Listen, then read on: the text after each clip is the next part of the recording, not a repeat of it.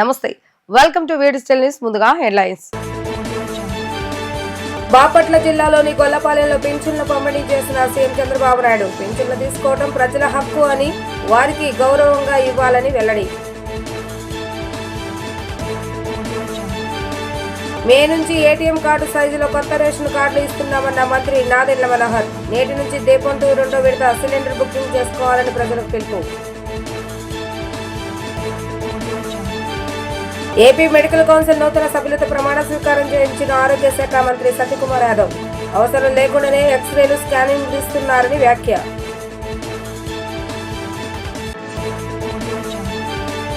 వైఎస్ఆర్సీపీ హయాంలో నొక్కిన బటన్లన్నీ కూటమి ప్రభుత్వం ఇచ్చే పింఛన్లతో సమానమని సీఎం చంద్రబాబు నాయుడు అన్నారు. ప్రజాసేవలో పింఛన్ డబ్బులు ఇచ్చే కార్యక్రమం చేపట్టానని తెలిపారు. కలెక్టర్, మంత్రులు, కింది స్థాయి సిబ్బంది వరకు ప్రజల వద్దకు రావాలని, ప్రజలే ముందు, ఆ తర్వాతే మిగతా పనులని ఆయన అన్నారు. బాపట్ల జిల్లా చిన్నగంజం మండలం కొత్త గొల్లపాలెంలో ఎన్టీఆర్ భరోసా పింఛన్ల పంపిణీ కార్యక్రమంలో పాల్గొన్న సీఎం లబ్ధిదారులు ఇళ్లకు స్వయంగా వెళ్లి పింఛన్లు అందజేశారు.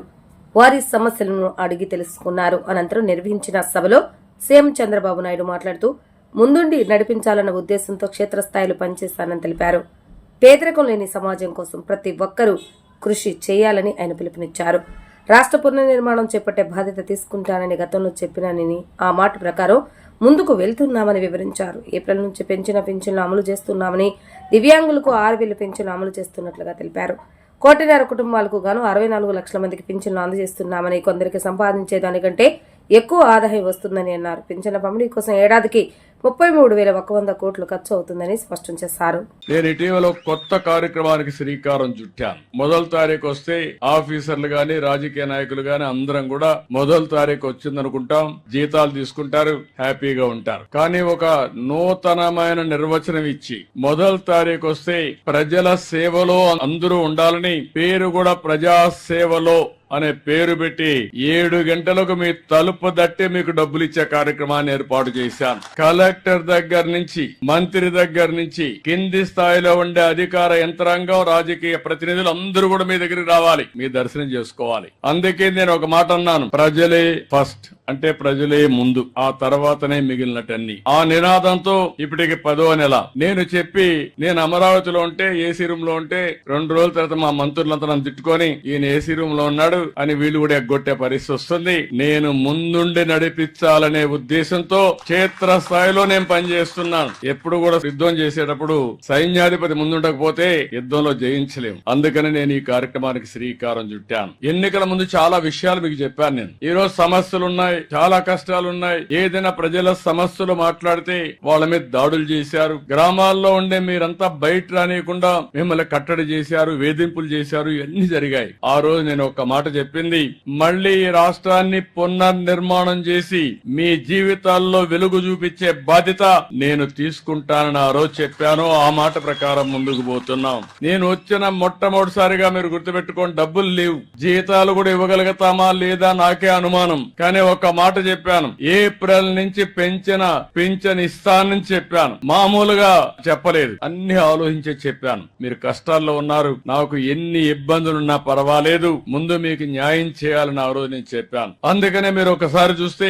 ఈ పింఛన్లు అనేది కూడా అందరూ ఆలోచించుకోవాలి. 63 లక్షల మందికి పింఛన్లు వస్తున్నాయి. మీరు ఒక్కసారి ఆలోచించుకోవాల్సిన అవసరం ఉంది. వేరే రాష్ట్రాల్లో ఇస్తున్నారా, ఇస్తే ఎంత ఇస్తున్నారు అని మీరందరూ గుర్తుపెట్టుకోవాల్సిన అవసరం ఉంది. పింఛన్ ప్రారంభించింది ఎన్టీ రామారావు గారు 35 రూపాయలు, దాంతో ప్రారంభమైంది. నేను వస్తానే దాన్ని 70 చేశాను. ఆ తర్వాత మళ్లీ ముఖ్యమంత్రి అయిన తర్వాత 2014లో 200 రూపాయలు ఒకేసారి 5 రెట్లు 1000 రూపాయలు చేశాను. మళ్లీ 1000 రూపాయలు 2000 రూపాయలు చేశాను. ఇప్పుడు కూడా కొంతమంది మాట్లాడతారు, మేం చేశాం 2000 అంటారు. మీరు చేసింది 2000 కాదు, 2000 నుంచి 5 సంవత్సరాల్లో 250 ఇచ్చి 5 ఏళ్లు ఇచ్చారు మీరు. నేను వస్తానే ఏప్రిల్ నుంచే పెంచిన పింఛన్లు 3000 నుంచి 4000 రూపాయలు మీకు చేశాం.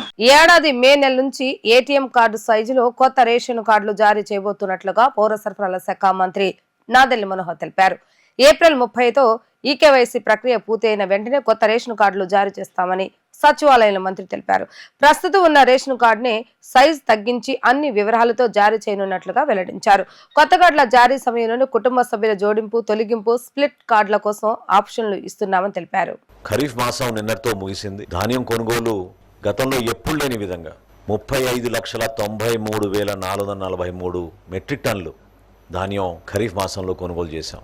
ఇది కేవలం కొనుగోలు చేయడమే కాదు, ఒక కొత్త ఆలోచనతోటి, కొత్త విధానాలతోటి, సంస్కారాలతోటి ఎప్పుడు లేని విధంగా రైతుకు ఒక భరోసా కల్పించి 48 గంటల్లోనే మీ ఖాతాల్లోకి నగదు జమ చేస్తామని మాటిచ్చాం.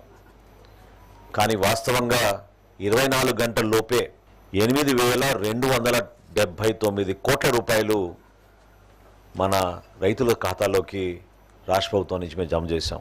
కూటమి ప్రభుత్వం నెరవేర్చిన మొట్టమొదటి కార్యక్రమం దీపం 2 రెండో విడత ఈ రోజు నుంచి ప్రారంభించాం. గతంలో మాకు అర్థమైన కొన్ని అంశాల గురించి చాలా లోతుగా అధ్యయనం చేసి మా కమిషనర్ సౌరభ్ గౌర్ గారు ఈసారి నుంచి ఎట్టి పరిస్థితుల్లో కూడా మనం ఈ ఈకేవైసీ అమల్లో కానివ్వండి, లేదా ఎవరికైనా అర్హత ఉందా లేదా అనే ఒక అనుమానం వస్తే వాళ్ళకి వెసులుబాటుగా ఒక వాట్సాప్ నంబరు, అదేవిధంగా ఆన్లైన్ కూడా వాళ్ళు చెక్ చేసుకునే విధంగా తక్షణంగానే ఈ సమాచారం అంతా కూడా క్షేత్రస్థాయిలో ఉన్న గ్యాస్ ఏజెన్సీస్, గ్రామ సచివాలయం, వార్డు సచివాలయం సిబ్బందికి కూడా ఈ సమాచారం అందించే విధంగా ఒక కార్యక్రమం చేపట్టాం. 99,03,000 మందికి అదనంగా ఈ 3 నెలల్లో రాష్ట్రంలో 2 లక్షల కొత్త కనెక్షన్స్ నమోదైనాయని ఈ 3 ఆయిల్ కంపెనీస్ మాకు సమాచారం అందించారు. కాబట్టి ప్రజలందరినీ నేను కోరుకుంటున్నాను, ఈ రోజు నుంచి రెండో విడత దీపం 2 పథకం ప్రారంభమైంది. కాబట్టి దయచేసి మీరు సద్వినియోగం చేసుకోండి. మీరందరూ కూడా అర్హత ఉన్న ప్రతి ఒక్క లబ్ధిదారులకు అందించాలనే తపనతోటి మేము పనిచేస్తున్నాం. ఖచ్చితంగా 1 కోటి మంది లబ్ధిదారులు దాటే విధంగా ఈ రెండో విడతలో ఈ కార్యక్రమాన్ని విజయవంతంగా తీసుకెళ్తాం. ఒకప్పుడు వైద్యుల్ని దేవుడుగా చూసేవారని, ఇప్పుడు వైద్యం కొన్ని ప్రాంతాల వ్యాపారంగా మారిందని వైద్య ఆరోగ్య శాఖ మంత్రి సత్యకుమార్ అన్నారు. డాక్టర్లు రోగులను మానవతా దృష్టితో చూడాలని కోరారు. వైద్య వృత్తి విలువలు పల్చబడ్డాయని వెల్లడించారు. అవసరం లేకుండానే ఎక్స్రేలు, సిటీ స్కాన్, ఎంఆర్ఐ స్కాన్లు తీస్తున్నారని పేర్కొన్నారు. అలాగే నార్మల్ డెలివరీ చేయటం మానేశారని, అవసరం లేకపోయినా ఆపరేషన్ చేస్తున్నారని వ్యాఖ్యానించారు. ఎన్టీఆర్ హెల్త్ యూనివర్సిటీలో ఆంధ్రప్రదేశ్ మెడికల్ కౌన్సిల్ నూతన సభ్యులు ప్రమాణ స్వీకారం చేశారు. నూతన సభ్యులతో మంత్రి ప్రమాణం చేయించారు. కౌన్సిల్ నుంచి 6 సభ్యులను నామినేటెడ్ పోస్టులో భర్తీ చేస్తామని వెల్లడించారు. Doctor G Sujatha, doctor K Venkata Subbanaidu, doctor D Srihari, doctor Swarnageetha, doctor S Keshavarababu, doctor C Malleshwarlu ప్రమాణ స్వీకారం చేశారు. ఆరోగ్య శాఖ మంత్రి సత్యకుమార్ యాదవ్ ముఖ్య అతిథిగా హాజరయ్యారు. ఈ కార్యక్రమానికి మెడికల్ కౌన్సిల్ మెంబర్స్ తో హెల్త్ మినిస్టర్ ప్రమాణ స్వీకారం చేయించారు. ఈ సందర్భంగా మంత్రి సత్యకుమార్ యాదవ్ మాట్లాడుతూ, ప్రజలు కూడా రకరకాల టెస్టులు రాస్తేనే మాకు సరిగ్గా డాక్టర్లు చూశారని అపోహలు ఉన్నారని, అటువంటి వారికి అవగాహన కల్పించాలని మంత్రి సూచించారు. వచ్చిన పేషెంట్ను చిరునవ్వుతో డాక్టర్లు పలకరించాలని అన్నారు. డాక్టర్ల సర్టిఫికెట్లను ప్రతి 5 ఏళ్లకు ఒకసారి రెన్యువల్ చేసుకోవాలని, నూతన కౌన్సిల్ సర్టిఫికెట్స్ రెన్యువల్ మీద ప్రత్యేక దృష్టి సారిస్తుందని తెలిపారు. Foreign return medical graduates registration పై సమస్యలు ఉన్నాయని వారు పేర్కొన్నారు. నారాయణ వైద్యోహరి అంటే తరతరాలుగా వైద్యుల్ని దేవుడితో పోల్చేవారు. ప్రాణం పోసేది దేవుడైతే ప్రాణం నిలిపేవాడు వైద్యుడిగా ప్రజలు గౌరవించేవారు. కానీ ఇటీవల పరిణామాలు చూస్తే కాస్త వైద్య వృత్తి కూడా కాస్తగా పలచబడినట్టుగా తెలుస్తుంది విలువల విషయంలో. దానికి అనేక కారణాలు ఉన్నాయి. వైద్య వృత్తి వల్ల వ్యాపారమయమైపోయింది. సేవాభావంతో చేయాల్సిన పని అనేక కారణాల వల్ల మీరు చదువుకునే వైద్యం కొనాల్సి రావాల్సిన కారణం కావచ్చు, అందించాల్సిన వైద్యం కూడా వ్యాపారపరంగా చూసే పరిస్థితులు ఇవాళ దేశవ్యాప్తంగానే ప్రపంచవ్యాప్తంగా ఉన్నాయి. అయితే దానికి అనేక కారణాలు ఉండొచ్చు. కానీ డాక్టర్లు ఒక పవిత్రమైన వైద్య వృత్తిని స్వీకరించినప్పుడు ఒక మానవతావాదంతో స్పందించాల్సిన అవసరం ఉంది. దానికి కాస్త సేవాభావాన్ని అంది నాణ్యమైన వైద్య సేవల్ని ప్రజలకి, ముఖ్యంగా పేదలకి అందించాల్సిన అవసరం ఉంది. కానీ దురదృష్టవశాత్తు చాలా చోట్ల చూస్తుంటాం. I'm not referring to private doctors or government doctors, I'm not differentiating between them, but చాలా కారణాల వల్ల అవసరం లేకపోయినా యాంటీబయాటిక్స్ ఇవ్వడం, అవసరం లేకపోయినా ఎక్స్రేలో, సిటీలో, చివరికి ఎంఆర్ఐలు చేయాల్సిన పరిస్థితి తీసుకురావడం, కాస్త అవగాహన కల్పించి నార్మల్ డెలివరీ చేయాల్సిన పరిస్థితుల్లో సిజేరియన్ చేయాల్సి రావడం. కాబట్టి ప్రభుత్వ డాక్టర్లు కానీ ప్రైవేట్ డాక్టర్లు కానీ నార్మల్ డెలివరీస్కి ఎంకరేజ్ చేస్తే బాగుంటుంది. ఆ పరిస్థితులు కూడా లేని పరిస్థితులు మనం చూస్తున్నాం. వాస్తవాన్ని మనం అందరం అంగీకరించాల్సిన విషయం, మీరు కూడా అంగీకరిస్తారని నేను భావిస్తున్నాను. ప్రిస్క్రిప్షన్లు రాసిస్తేనో లేకపోతే అర్థం కాని టెస్టులు, రోగం పేరు చెప్పేసి టెస్ట్ రాసిస్తే కానీ వాళ్ళు డాక్టర్ బాగా చూశాడు అనుకునే పరిస్థితులు లేవు. ఇవన్నీ రాసిస్తేనే 2 పేజీల ప్రిస్క్రిప్షన్ రాయించాలా, 4 రకాల టెస్టులు చేయించాలా, 5 సార్లు ఆసుపత్రికి తిప్పితే అప్పుడు డాక్టర్ చాలా బాగా చూసాడు మమ్మల్ని పేషెంట్లు అనుకునే పరిస్థితులు కూడా ఉన్నాయి. కాబట్టి అటువంటి వాళ్ళ అవగాహన రాహిత్యాన్ని ఎక్స్ప్లాంటేషన్లు డాక్టర్లు చెయ్యకూడనేది నా భావన. మహిళా కళాకారులు కేవలం స్టేజ్ పైనే కాదు, మైదానంలో కూడా తమ సత్తా చాటేందుకు సిద్ధమయ్యారు. బెజవాడ ఆర్టిస్ట్ ఆధ్వర్యంలో గుణదల స్పోర్టివ్ క్లబ్ లో మహిళా ఆర్టిస్టుల కోసం ప్రత్యేకంగా నిర్వహించిన కబడ్డీ మరియు త్రోబాల్ పోటీలు అట్టహాసంగా ప్రారంభమయ్యాయి. రానున్న రోజుల్లో ఇలాంటి క్రీడలతో పాటు సేవా కార్యక్రమాలు సైతం కూడా నిర్వహిస్తామని బెజవాడ ఆర్టిస్టులు శాంతి, రేష్మ తెలిపారు. మహిళలకు ఇలాంటి కార్యక్రమాలు నిర్వహించడం సంతోషంగా ఉందని వారు అన్నారు. తోటి వారికి సహాయం చేయడంలో తాము ఎప్పుడూ ముందుంటామంటున్న శాంతి, రేష్మతో మా ప్రతినిధి లిఖిత ఫేస్ టు ఫేస్. నిత్యం ప్రజలను అలరించే మొత్తం ఆర్టిస్టులందరూ కూడా విజయవాడలో స్పోర్ట్స్ లీగ్లకు ఏర్పాటు చేశారు. ఈ నేపథ్యంలో బెజవాడకు సంబంధించిన ఆర్టిస్టులందరూ కూడా ఒకే వేదికపై ఆడి కబడ్డీ, అదేవిధంగా త్రోబాల్ కార్యక్రమం కూడా నిర్వహిస్తున్నారు. అసలు ఈ కార్యక్రమం ఎన్ని రోజులు జరుగుతుంది ఏంటి, మనతో మాట్లాడటానికి కొంతమంది ఆర్టిస్టులు ఉన్నారు, వాళ్ళు అడిగి తెలుసుకున్నాం. మేడం చెప్పండి, ఈ కార్యక్రమం అనేది ఎన్ని డేస్ జరుగుతుంది, అసలు ఏ స్పోర్ట్స్ అనేది నిర్వహిస్తున్నారు? నమస్తే అండి, నా పేరు శాంతి. గత 15 సంవత్సరాలుగా నేను ఈ ఫీల్డ్లో ఉన్నాను. She's my friend. తిని కూడా అంత ఒక 10 to 15 years నుంచి ఫీల్డ్లో ఉన్నారు. యాక్చువల్గా ఫస్ట్ ఇది మేము చాలా సరదాగా స్టార్ట్ చేసాము, కానీ ప్రీవియస్గా బాయ్స్ చేశారు ఇలాంటివి. మమ్మల్ని స్పాన్సర్స్ అడుగుతున్నారు, మేము అది ఇస్తున్నాం, బాగుంది. కానీ మొన్న ఒక పాపకి మా వాళ్ళలోనే బాగాలేదు. ఇక్కడ డైలీ వర్క్ చేసే వాళ్ళ టాలెంట్ని బట్టి 10,000 తీసుకునే వాళ్ళు ఉన్నారు, 1,000 రూపాయలు తీసుకునే వాళ్ళు ఉన్నారు. కానీ మాలో 1,000 రూపాయలు తీసుకునే వాళ్ళకి ఒక పెద్ద ప్రాబ్లం వచ్చింది. పాపకి చాలా సివియర్ ప్రాబ్లం వచ్చింది.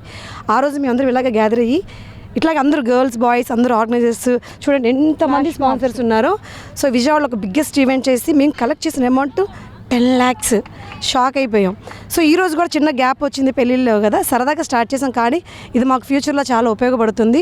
మాలో చాలామందికి మేము హెల్ప్ చేయడానికి అలా ముందుకు తీసుకెళ్ళాం. ఈరోజు కూడా మేము అనుకోలేదు, 1 week నుంచి మేము ఇది ముందుకు తీసుకెళ్ళాం. ఈ రోజుకి ఇవాళ కూడా ఒక 10 లక్షల పైన అమౌంట్ కలెక్ట్ అయింది.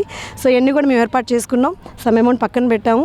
నెక్స్ట్ టైం మా వాళ్ళలో మంచికి చెడుకి మేము అందరం కలిసి కట్టుగా ఉండి ముందుకు తీసుకెళ్తే మా వాళ్ళకే కాదు, మన ఫ్లైట్స్ అప్పుడు కూడా మా టీం మెంబర్స్ అందరం కలిసి ఇలా ఎవ్రీ టైం చేసిన అమౌంట్స్ కొద్ది తీసి ప్రజలకు కూడా చాలా సేవలు చేశాము. మా టీం మెంబర్స్ నుంచి ఫ్యూచర్లో ఎవరికైనా మంచి హెల్ప్ చేయడానికి మేము ముందుంటాము. సో ఈరోజు మేము అందరం చాలా చక్కగా కలిసి సెలబ్రేట్ చేసుకున్నాము.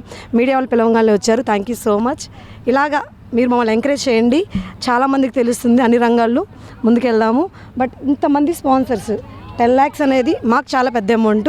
సో మీరు కూడా వచ్చి మమ్మల్ని ఎంకరేజ్ చేసినందుకు thank you so much. Madam, అదేవిధంగా ఒక ఆటలే కాకుండా సేవా కార్యక్రమాలు ఏమన్నా ఫ్యూచర్లో చేయబోతున్నారా? అంటే ఇప్పుడు మీరు చిన్న పాప అని చెప్పారు, ఫ్యూచర్లో అలాంటి సేవా కార్యక్రమాలు ఏమైనా చేయబోతున్నారా? అసలు ఎలాంటి ప్రణాళికలతో ముందుకెళ్తున్నారు? డెఫినెట్గా మేము ఇప్పుడు ఇది స్టార్ట్ చేసి 2nd ఈవెంట్. ఇలాగ మాకు ఎప్పుడు టైం ఉన్నా కంపల్సరీ ఇలాగే గ్యాదరింగ్ 100 మంది కలిసి ఈ టోర్నమెంట్ చేస్తున్నాము. ఇలా కలెక్ట్ చేసిన అమౌంట్స్ బేసిక్గా ఈవెంట్ వైజ్ కాకపోయినా మేము పర్సనల్గా ఒక గ్రూప్ ఉంది. సో ఎవరికి బాగాలేదన్నా అది మా వరకు వస్తే మా వాళ్ళైనా బయట వాళ్ళైనా మేము ఎవ్రీ ఈవెంట్కి కొంత అమౌంట్ పక్కన పెడతాం. డెఫినెట్గా బయట వాళ్ళైనా మా వాళ్ళైనా ఎవరైనా డెఫినెట్గా మా వరకు వచ్చింది ఏదైనా మేము తప్పకుండా హెల్ప్ చేస్తాం. ఇక్కడ మనతో మాట్లాడటానికి మరి కొంతమంది ఉన్నారు. మేడం చెప్పండి, ఇప్పుడు నిత్యం ప్రజలను అలరించే మీరు ఇవాళ గ్రౌండ్లోకి దిగారు, ఎలా ఫీల్ అవుతున్నారు? అసలు చాలా హ్యాపీగా ఉందండి. ఎంతవరకు వస్తుందని చెప్పి నిజంగా మేము కూడా ఎక్స్పెక్ట్ చేయలేదు. బట్ ఈరోజు అయితే మాకు అసలు చాలా హ్యాపీయెస్ట్ మూమెంట్ ఇది. ఈరోజు అండ్ రేపు, ఈరోజు కబడ్డీ అండ్ నెక్స్ట్ రేపు వచ్చేసి త్రోబాల్. సో ఇలాంటి ఈవెంట్స్ ఎందుకు కండక్ట్ చేస్తున్నామంటే మా విజయవాడ ఈవెంట్ ఇండస్ట్రీ కూడా ఉంది. ఎందుకంటే ఇవాళ రోజు ఇప్పుడు విజయవాడలో ఏ పెళ్లి చేయాలన్నా ఏం చేయాలన్నా మెయిన్ పాత్ర వచ్చేసి మా యాంకర్స్ది, అట్లాగే ఆర్గనైజర్స్ది. సో మా ఈవెంట్ ఇండస్ట్రీలో మాత్రమే కదండి, లాస్ట్ టైం వరదలు వచ్చినప్పుడు కూడా మా ఈవెంట్ ఇండస్ట్రీ మొత్తం కలిపి చాలామందికి మేము హెల్ప్ చేశాము. అలాగే ఇప్పుడు ఈ స్పాన్సర్షిప్ అమౌంట్ ఏదైతే ఉందో మేము నెక్స్ట్ మంచికే ఉపయోగిస్తాము. ఎవ్వరికి ప్రాబ్లం ఉన్నా కానీ ఒక ఈవెంట్ ఇండస్ట్రీలో ఎవ్వరికి పలానా ఫ్యామిలీకి ప్రాబ్లం ఉంది అని అంటే మేమందరం ఇలాగే సపోర్టింగ్గా నుంచుంటాం. మేమందరం కలిసి ఒకరికొకరు సపోర్ట్ చేసుకొని ఒకరికొకరు మేమందరం ఉన్నామని చెప్పుకోవడానికే మేము ఈ ఈవెంట్ అనేది ఇక్కడ కండక్ట్ చేయడం జరిగింది ఈ రోజు అండ్ రేపు. సో ఏదైనా సపోర్ట్ చేసినటువంటి మీడియా వాళ్ళకి అండ్ అలాగే స్పాన్సర్స్కి ప్రతి ఒక్కరికి కూడా పేరున స్పెషల్ థ్యాంక్స్ అండి. Thank you so much madam. అదేవిధంగా బెజవాడ ఆర్టిస్టులు కాకుండా రాష్ట్ర వ్యాప్తంగా కలిపి ఏమన్నా ఫ్యూచర్లో ఏమన్నా గేమ్స్ ఏమన్నా సేవా కార్యక్రమాలు పెట్టే ఆలోచన ఏమన్నా ఉందా? అలాంటి ప్రణాళికలతో ఏమైనా ముందుకెళ్తున్నారు? యాజ్ ఆబ్వియస్లీ అండి. అసలు యాక్చువల్లీ ఈ టోర్నమెంట్ మేము కండక్ట్ చేసింది ఫస్ట్ మాకు ఎంత సత్తా ఉందని చూపించుకోవడానికి. సో ఇక్కడ సక్సెస్ అయితే డెఫినెట్గా మేము వైజాగ్ టీంతో కానీ రాజమండ్రి టీంతో కానీ ఇంకా ఎక్కడ ఉన్న వాళ్ళతో కానీ మేము ఆడటానికి అయితే రెడీగా ఉన్నాం. సో ఈ టోర్నమెంట్ అయితే మాకు ఒక అచీవ్మెంట్ లాగా తీసుకొని అందరం ముందుకెళ్తున్నాం. సో తప్పకుండా మేము వేరే వైజాగ్ టీంతో కానీ రాజమండ్రి టీంతో కానీ ఈవెన్ దో హైదరాబాద్ టీంతో కానీ ఏ టీంతో అయినా కానీ మేము ఇదే విధంగా ఇంతకంటే బెటర్ ఆడి మేము గెలిచి చూపిస్తాము. అది ఆడి వాళ్ళతో కూడా సేమ్ మా మైండ్లో ఏముందో వాళ్ళకి చెప్పి ఇప్పుడు అన్నీ కలిస్తేనే కదా ఆంధ్ర తెలంగాణ కలిసి నెక్స్ట్ టైం బిగ్ అమౌంట్ ఇప్పుడు మేము 10 lakhs చేసాం. అందరూ కలిస్తే అది కోట్లలో వెళ్తుంది. డెఫినెట్గా మంచిగా వాడాలని మా ఆలోచన. మొత్తం మీద చూసుకున్నట్లయితే ఇటు ఎప్పుడు నిత్యం ప్రజలను అలరించే యాంకర్లు, డాన్సర్లు, ఆర్టిస్టులు అందరూ కూడా ఒకే వేదికపై ఇవాళ ఇక్కడికి ఏర్పాటు చేశారు. అదేవిధంగా వచ్చిన సొమ్ము మొత్తం కూడా సేవా కార్యక్రమాలకు వినియోగించుకుంటామని చెప్పి కూడా ఇక్కడ చెప్తున్నారు. ఏదైతే స్పాన్సర్స్ వచ్చారో రానున్న రోజుల్లో ఖచ్చితంగా సేవా కార్యక్రమాలకి వినియోగించుకుంటామని చెప్పి కూడా ఇక్కడ ఆర్టిస్టులు అయితే చెప్తున్నారు. ఇది ఇక్కడ ఉన్న పరిస్థితి. వీడియో జర్నలిస్ట్ భార్గవ్తో లిఖిత, డిజిటల్ న్యూస్, స్పోర్ట్స్ ప్రాంగణం నుంచి. ఎస్సీ వర్గీకరణపై వైసీపీ అధినేత జగన్ తమ వైఖరి స్పష్టం చేయాలని ఎంఆర్పీఎస్ జాతీయ అధ్యక్షులు మున్నంగి నాగరాజు డిమాండ్ చేశారు. మాదిగ జాతిని నమ్మించి మోసం చేసిన వ్యక్తి జగన్ అని వ్యాఖ్యానించారు. సీఎం చంద్రబాబు నాయుడు ఎస్సీ వర్గీకరణకు మొదటి నుండి అనుకూలంగా ఉన్నారని, ఆ మాటకు కట్టుబడి అధికారంలోకి వచ్చిన వెంటనే రాజు మిశ్రా కమిషన్ ఏర్పాటు చేయడంతో పాటు అసెంబ్లీలో ఏకగ్రీవ తీర్మానం చేస్తారని చెప్పారు. గాంధీనగర్ ప్రెస్ క్లబ్ లో ఏర్పాటు చేసిన విలేకరుల సమావేశంలో ఎంఆర్పీఎస్ జాతీయ అధ్యక్షులు మున్నంగి నాగరాజు మాట్లాడుతూ ఎస్సీ వర్గీకరణపై వైసీపీ అధినేత జగన్ తన వైఖరి స్పష్టం చేయాలని డిమాండ్ చేశారు. అసెంబ్లీలో వర్గీకరణ అంశంపై చర్చ జరిగినప్పుడు అన్ని పార్టీలు ఏకగ్రీవంగా ఆమోదం తెలిపాయని అన్నారు. వర్గీకరణ అంశంపై శాసనమండలిలో హోంశాఖ మంత్రి వంగలపూడి అనిత వర్గీకరణ అంశంపై చర్చ కోరగా వైఎస్ జగన్ డైరెక్షన్ లో చర్చ జరగకుండా వైసీపీ సభ్యులు బిల్లును తిరస్కరించారని చెప్పారు. మందాకృష్ణ మాదిగ జగన్ ను కలిసిన సమయంలో వర్గీకరణ మా నాన్న చివరి కోరిక అని చెప్పారని, కానీ అధికారంలోకి వచ్చిన తర్వాత వర్గీకరణ ఊసేలేదని అన్నారు. మాదిగ జాతిని నమ్మించి మోసం చేసిన వ్యక్తి జగన్ అని వ్యాఖ్యానించారు. సీఎం చంద్రబాబు నాయుడు ఎస్సీ వర్గీకరణకు మొదటి నుండి అనుకూలంగా ఉన్నారని, ఆ మాటకు కట్టుబడి అధికారంలోకి వచ్చిన వెంటనే రాజీవ్ మిశ్రా కమిషన్ ఏర్పాటు చేయడంతో పాటు కేబినెట్ తీర్మానం చేసి సబ్ కమిటీ ఏర్పాటు చేశారని గుర్తు చేశారు. అంతేకాక అసెంబ్లీలో ఏకగ్రీవ తీర్మానం చేస్తారని చెప్పారు. మందాకృష్ణ మాదిగ పోరాటం, చంద్రబాబు నాయుడు కృషి కారణంగా మాదిగ జాతి ఆశ నెరవేరుతుందని అన్నారు. మాదిగల ద్రోహి వైఎస్ జగన్ అని వ్యాఖ్యానించారు. కొంతమంది ఏపీ ఎంఆర్పీఎస్ నేతలు జగన్ తొత్తులుగా వ్యవహరిస్తూ చంద్రబాబు నాయుడు విమర్శలు చేస్తున్నారని మండిపడ్డారు. షెడ్యూల్డ్ కులాల వర్గీకరణ అంశంపై వైసీపీ అధినేతగా ఉండబడినటువంటి జగన్మోహన్ రెడ్డి తన స్పష్టమైనటువంటి వైఖరిని తెలియజేయాలని చెప్పేసి ఎంఆర్పీఎస్ జాతీయ కమిటీ పక్షాన డిమాండ్ చేస్తున్నాం. మరి జగన్మోహన్ రెడ్డి గారు ఈ నెల 20వ తారీఖున మార్చి 20న అసెంబ్లీలో వర్గీకరణ అంశం మీద చర్చ జరిగినప్పుడు అసెంబ్లీలో అన్ని రాజకీయ పక్షాలు కూడా వర్గీకరణకు అనుకూలంగా ఏకగ్రీవ తీర్మానాన్ని చేయడం జరిగింది. మరి వైసీపీ అధినేతగా ఉండబడినటువంటి జగన్మోహన్ రెడ్డి శాసన మండలిలో వైసీపీ సభ్యుల సంఖ్య అత్యధికంగా ఉండటం చేత శాసన మండలిలో వర్గీకరణకు సంబంధించినటువంటి అంశాన్ని హోంమంత్రి శాఖ మంత్రి వర్యులు వంగలపూడి అనిత గారు సభలో చర్చ జరగాలని చెప్పేసి ప్రవేశపెట్టగా వైసీపీ జగన్మోహన్ రెడ్డి గారి యొక్క డైరెక్షన్లో సభలో ఎలాంటి చర్చ జరగకుండా దీనిపైన ఎలాంటి చర్చ అవసరం లేదని చెప్పేసి జగన్మోహన్ రెడ్డి గారి యొక్క డైరెక్షన్లో వైసీపీలో ఉండబడినటువంటి శాసన మండలి సభ్యులందరూ కూడా వర్గీకరణ బిల్లును తిరస్కరించడం జరిగింది. ప్రధానంగా మేము జగన్మోహన్ రెడ్డి గారిని మేము ఒకటే తెలియజేయాల్సొస్తున్నాం. జగన్మోహన్ రెడ్డి గారు ఆయన ప్రతిపక్షంలో ఉన్నప్పుడు మా అధినాయకుడు మందకృష్ణ మాదిగ గారు వెళ్ళి కలిసినప్పుడు వర్గీకరణ విషయంలో వర్గీకరణ అనేది మా నాన్నగారి చివరి కోరిక, మా నాన్నగారి చివరి ఆశయమన్నా నేను అధికారంలోకి వస్తే వర్గీకరణ చేస్తానని చెప్పేసి జగన్మోహన్ రెడ్డి ప్రతిపక్షం ఉన్నప్పుడు స్పష్టంగా చెప్పాడు. మరి అధికారంలోకి వచ్చినటువంటి జగన్మోహన్ రెడ్డి ఆ తర్వాత ప్రతిపక్షంలో ఉన్నప్పుడు న్యాయం అని చెప్పాడు. మరి అధికారంలోకి వచ్చిన తర్వాత ఒక్కరోజు కూడా వర్గీకరణ గురించి మాట్లాడకుండా మాదిగ జాతిని నమ్మించి మోసం చేసిన వ్యక్తి ఎవరైనా ఉన్నారంటే అది జగన్మోహన్ రెడ్డి మాత్రమే అని చెప్పి ఈ సందర్భంగా మేము తెలియజేస్తున్నాం. మరి ఈ సందర్భంగా గత ముఖ్యమంత్రి వర్యులు నారా చంద్రబాబు నాయుడు గారు, ప్రస్తుత ముఖ్యమంత్రి నారా చంద్రబాబు నాయుడు గారు 1996లోనే వర్గీకరణకు కట్టుబడి ఉన్నామని చెప్పేసి ఏదైతే మాట ఇచ్చారో ఆ మాట కట్టుబడి పెద్దలు నారా చంద్రబాబు నాయుడు గారు ఎన్నికలకు ముందే మేము అధికారంలోకి వస్తే వర్గీకరణ చేస్తామని చెప్పేసి ఏదైతే మాట ఇచ్చారో ఆ మాటను నిలబెట్టుకునే విధంగా ఈరోజు వెంటనే రాజీవ్ రంజన్ మిశ్రా గారి కమిషన్ అపాయింట్ చేయడం జరిగింది. కమిషన్ రిపోర్ట్ రాష్ట్ర ప్రభుత్వానికి నివేదికను అందించారు. వెంటనే మరలా క్యాబినెట్ తీర్మానాన్ని కూడా ప్రవేశపెట్టడం జరిగింది. క్యాబినెట్ తీర్మానం అయిపోయిన వెంటనే మరలా వర్గీకరణ అంశంపై మరలా సబ్ కమిటీని కూడా ఏర్పాటు చేశారు. మరి సబ్ కమిటీ రిపోర్టును, క్యాబినెట్ తీర్మానాన్ని, అలాగే ఈ నెల 20వ తారీఖున రాష్ట్ర అసెంబ్లీలో ఏకగ్రీవ తీర్మానం కూడా నారా చంద్రబాబు నాయుడు గారు చేయడం జరిగింది. చంద్రబాబు నాయుడు గారి వల్ల మాత్రమే మందకృష్ణ మాది గారి యొక్క పోరాట ఫలితంగా మాదిగా ఉపకులాల బిడ్డలకు 100 ఏళ్ల బంగారు భవిష్యత్తు లభించబోతుందని చెప్పి ఈ సందర్భంగా మేము తెలియజేస్తున్నాం. పేదవారి ఆకలి బాధ తనకు బాగా తెలుసనని, అలాంటి బాధలను ఎవరు అనుభవించకూడదన్న ఉద్దేశంతోనే ఆపద్బాంధవుల ట్రస్ట్ ను స్థాపించానని ట్రస్ట్ చైర్మన్ శ్రావణ్ తెలిపారు. సమాజం కోసం తన వంతు బాధ్యతగా గత 5 ఏళ్లుగా అనేక సేవా కార్యక్రమాలు చేస్తున్నట్లుగా వెల్లడించారు. ఆపద్బాంధవుల ట్రస్ట్ ఆధ్వర్యంలో చిట్టినగర్ స్వరంగం వద్ద అభాగ్యులకు ట్రస్ట్ చైర్మన్ శ్రావణ్ ఆహార పొట్లాలను పంపిణీ చేశారు. ఈ సందర్భంగా ట్రస్ట్ చైర్మన్ శ్రావణ్ మాట్లాడుతూ పేదవారి ఆకలి బాధ తనకు బాగా తెలుసునని, అలాంటి బాధలను ఎవరు అనుభవించకూడదనే ఉద్దేశంతో ఈ ట్రస్ట్ స్థాపించారని వివరించారు. పేదవారి ఆకలి తీర్చడం తమ ట్రస్ట్ ప్రధాన ఉద్దేశమని ఆయన చెప్పారు. సమాజం కోసం తన వంతు బాధ్యతగా గత 5 ఏళ్లుగా అనేక సేవా కార్యక్రమాలు చేస్తున్నట్లుగా వెల్లడించారు. ఫంక్షన్స్ లో ఆహారం మిగిలితే తమ ట్రస్ట్ కు తెలియజేస్తే తామే నేరుగా వచ్చే ఆహారాన్ని తీసుకుని వెళ్లి ఆహారం లేని వారికి అందజేసి వారి యొక్క ఆకలిని తీర్చగలుగుతామని శ్రావణ్ తెలియజేశారు. ఆపద్బాంధవ ట్రస్ట్ పేదవాళ్ళ కోసం నేను పెట్టినాను. 10 మంది ఆకలిలు నేను పేద కుటుంబంలో పుట్టినాను. నాకు ఆకలిలు నాకు తెలుసు కాబట్టి నేను ఎక్కడైనా ఫంక్షన్ హాల్లో అన్నం వేస్ట్గా మిగిలితే ఫంక్షన్లు కానీ పెళ్ళిళ్ళు కానీ ఏ జరిగిన ఫంక్షన్ హాల్లో మిగిలితే మాకు కాల్ చేస్తే మేము పేదవాళ్ళకి పంపిణీ చేస్తుంటాము. ఈ గవర్నమెంట్ హాస్పిటల్లో ఎక్కడ చేస్తున్నాం. మనం కూడా కలెక్టర్ ఆఫీస్లో ఉచిత మజ్జిగ వాటర్ పంపిణీ రెగ్యులర్గా జరుగుతుంది. ఇంకా ఇట్లా సేవాక్రమాలు ఇంకా ఆంధ్రప్రదేశ్ అంతా చేయాలని మేము ప్లాన్ చేస్తున్నాము. అందరూ సహాయ సహకారాలు మాకు ఉండాలి. ఇప్పుడు మెడికల్ క్యాంపులు, బెడ్ క్యాంపులు,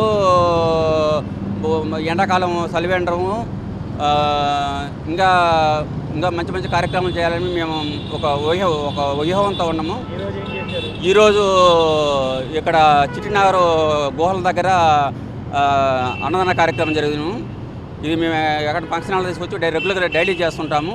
అందరు ఆశీస్సులు మాకు కావాలి.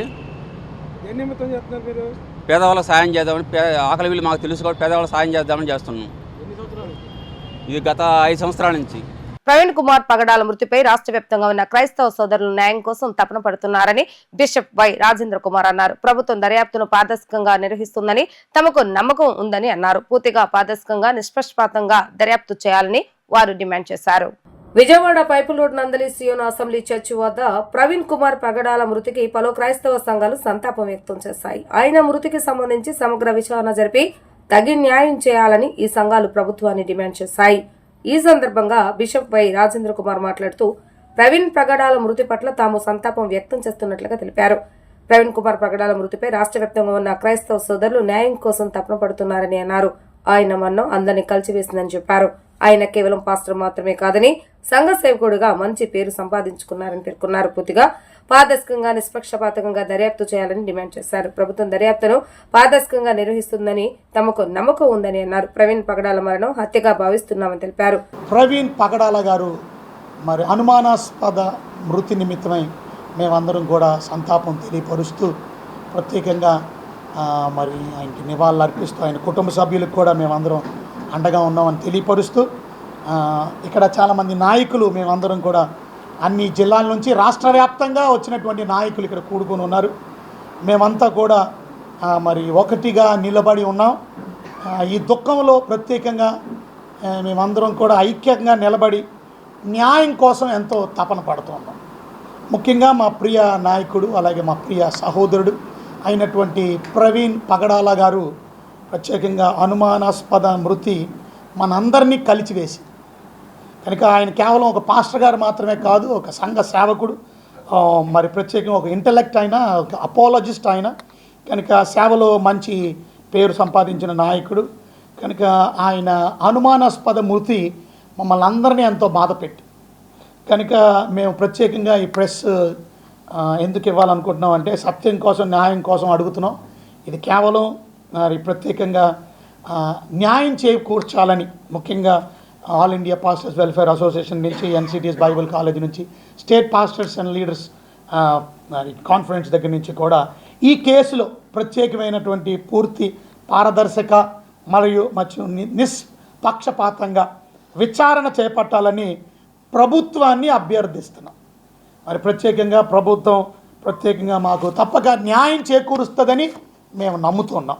కనుక పాస్టర్ ప్రవీణ్ పగడాల గారు ప్రభునందు మరణించారు. కనుక ఆయన కుటుంబానికి కూడా మేము ప్రత్యేకమైన సానుభూతిని, సంతాపాన్ని తెలియపరుస్తూ ప్రభుత్వానికి న్యాయం కొరకు we just want to request the government to please do the justice for us. చిరు వ్యాపారులకు అండగా సిఐటియు అనేక పోరాటాలు చేస్తూ వారి జీవనోపాధిని కాపాడుతుందని, ఇది సహించలేని తెలుగుదేశం నాయకుడు నిలబండ్ల బాలస్వామి అసత్య ఆరోపణలు చేయడం సరికాదని సిఐటియు జిల్లా ప్రధాన కార్యదర్శి ఎన్సిహెచ్ శ్రీనివాస్ హెచ్చరించారు.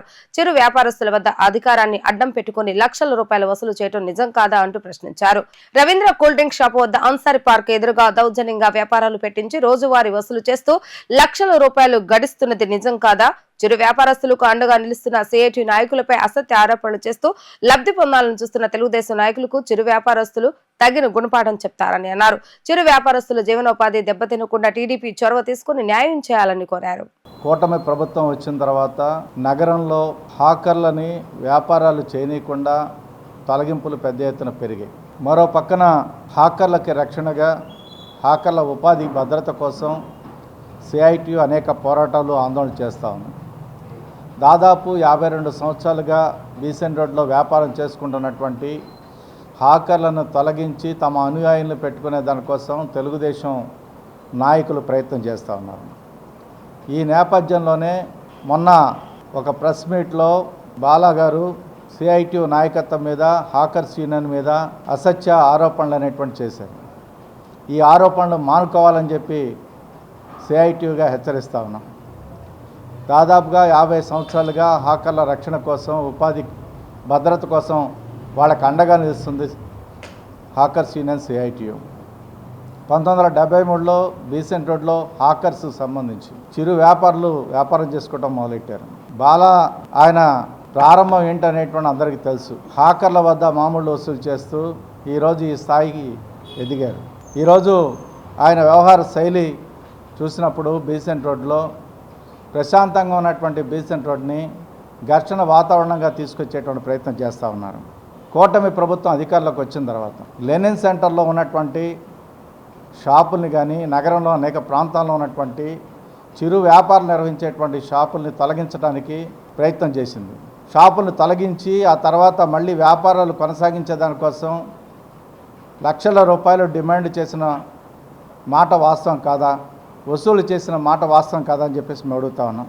అలాగే ఇటీవల కాలంలోనే బీసెంట్ రోడ్లో హాకర్లు కాని వారిని ఎక్కడి నుంచో తీసుకొచ్చి 12 బండ్లు పెట్టించి అక్కడ ఘర్షణ వాతావరణం తీసుకొచ్చారు ఈ బాల. అలాగే వాళ్ళ దగ్గర నుంచి లక్షల రూపాయలు వసూలు చేసినట్టుగా తెలుస్తూ ఉన్నాయి. విలువైనటువంటి మహంతి మార్కెట్, చేపల మార్కెట్, ఆ స్థలాన్ని ఇక్కడి నుంచి మత్స్యకారుల కోసం నిర్మించబడ్డ, అనేక సంవత్సరాలు నిర్మించబడ్డ మహంతి మార్కెట్, చేపల మార్కెట్ స్థలాన్ని ఇక్కడి నుంచి ఖాళీ చేయించి సింగనగర్ చెత్త ప్లాంట్ దగ్గర మీకు కట్టిస్తామనేటువంటి పేరుతో 2 కోట్ల డీల్ చేశారు. ఇది ఆంధ్రజ్యోతి పత్రికలోనే వచ్చినటువంటి పరిస్థితి మనం చూసాం.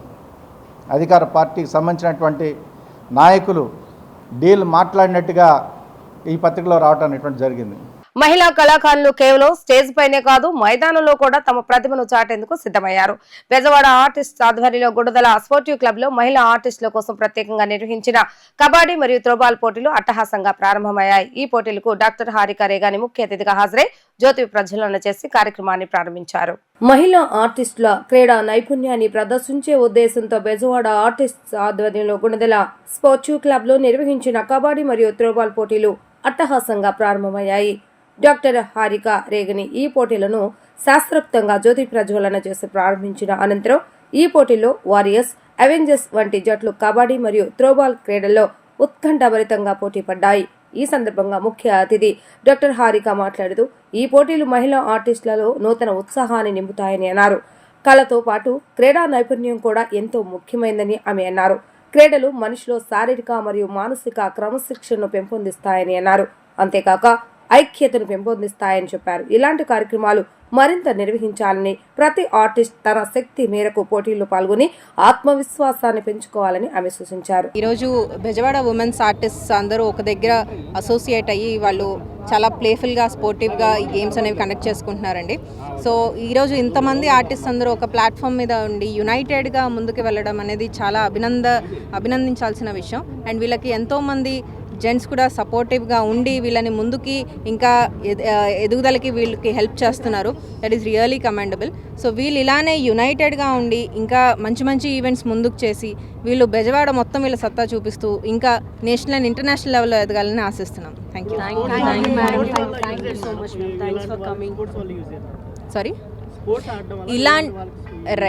ఇలాంటి స్పోర్టివ్ దాంతో ఏంటంటే ఫస్ట్ థింగ్ వాళ్ళకంటూ ఒక యూనిటీ ఒకటి ఏర్పడుతుందండి. సో వీళ్ళు వేరే రీజన్స్తో కంపీట్ చేయడానికి ఫస్ట్ వీళ్ళందరూ యునైటెడ్గా ఉండాలి.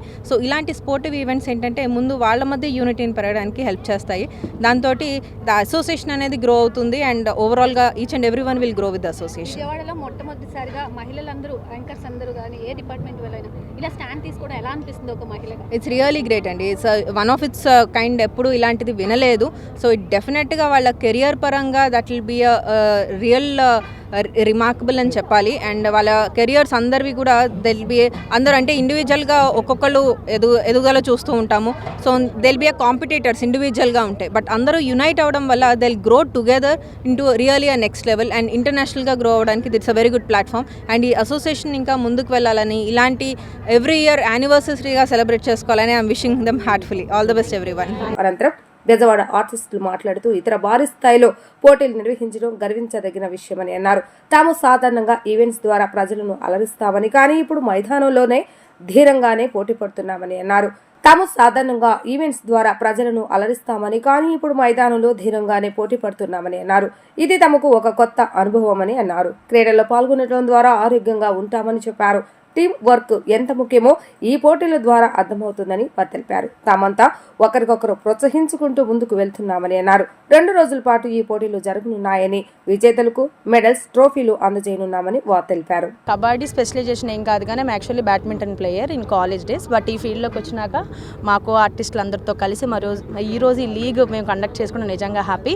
సో మరి మాకు సపోర్ట్ చేసిన ప్రతి ఒక్క స్పాన్సర్స్కి, మాకు సపోర్ట్ చేసి ఇన్ని డేస్ నుంచి మా బ్యాక్గ్రౌండ్ వర్క్ చేసిన ప్రతి ఒక్క ప్రొడక్షన్ డిపార్ట్మెంట్కి, సో ఎంటర్టైన్మెంట్ డిపార్ట్మెంట్కి, ఈచ్ అండ్ ఎవ్రీ పర్సన్కి స్పెషల్గా థ్యాంక్స్ తెలియజేసుకుంటూ మరి మీ అందరి సహకారాలతో మరి ఇంకొన్ని టోర్నమెంట్స్ మేము కండక్ట్ చేసుకుంటామండి. So we made the unity of our Bezawada artist women and thank you so much. First and second kabaddi and throwball tournaments జరుగుతున్నాయండి.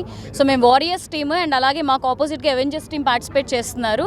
సో రణరంగం మామూలుగా ఉండదన్నమాట. ఇవాళ కొట్టుకుంటామా పడిపోతామా అనేది మీరే చూస్తారు. First of all I would like to thank media మిత్రులందరికీ థ్యాంక్ యూ సో మచ్ మా వారియర్స్ అండ్ అవెంజర్స్ టీమ్ అందరి తరపు నుంచి.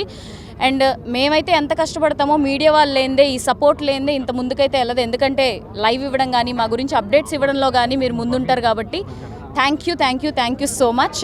అండ్ ఇలాగే ఎన్నో సీజన్స్ కూడా రన్ అవ్వాలని, మీ సపోర్ట్ కూడా ఉండాలని మేము కోరుకుంటున్నాము. థ్యాంక్ యూ సో మచ్ అండి. బెజవాడ ఉమెన్ ఆర్టిస్ట్ మొత్తం టీం అందరి తరపు నుంచి మీడియా వాళ్ళందరికీ స్పెషల్గా థ్యాంక్స్ అండి. Thank you so much. And మా స్పాన్సర్స్కి థ్యాంక్ యూ సో మచ్. వార్తలు ముగించే ముందు హెడ్లైన్స్ మరొకసారి. బాపట్ల జిల్లాలోని గొల్లపాలెంలో పింఛన్ల పంపిణీ చేసిన సీఎం చంద్రబాబు నాయుడు. పింఛన్లు తీసుకోవడం ప్రజల హక్కు అని, వారికి గౌరవంగా ఇవ్వాలని వెల్లడి. మే నుంచి ఏటీఎం కార్డు సైజులో కొత్త రేషన్ కార్డులు ఇస్తున్నామన్న మంత్రి నాదెళ్ల మనోహర్. నేటి నుంచి దీపం 2 రెండో విడత సిలిండర్ బుకింగ్ చేసుకోవాలని ప్రజలకు పిలుపు. ఏపీ మెడికల్ కౌన్సిల్ నూతన సభ్యులతో ప్రమాణ స్వీకారం చేయించిన ఆరోగ్య శాఖ మంత్రి సత్యకుమార్ యాదవ్. అవసరం లేకుండానే ఎక్స్రేలు స్కానింగ్ ఇస్తున్నారని వ్యాఖ్య.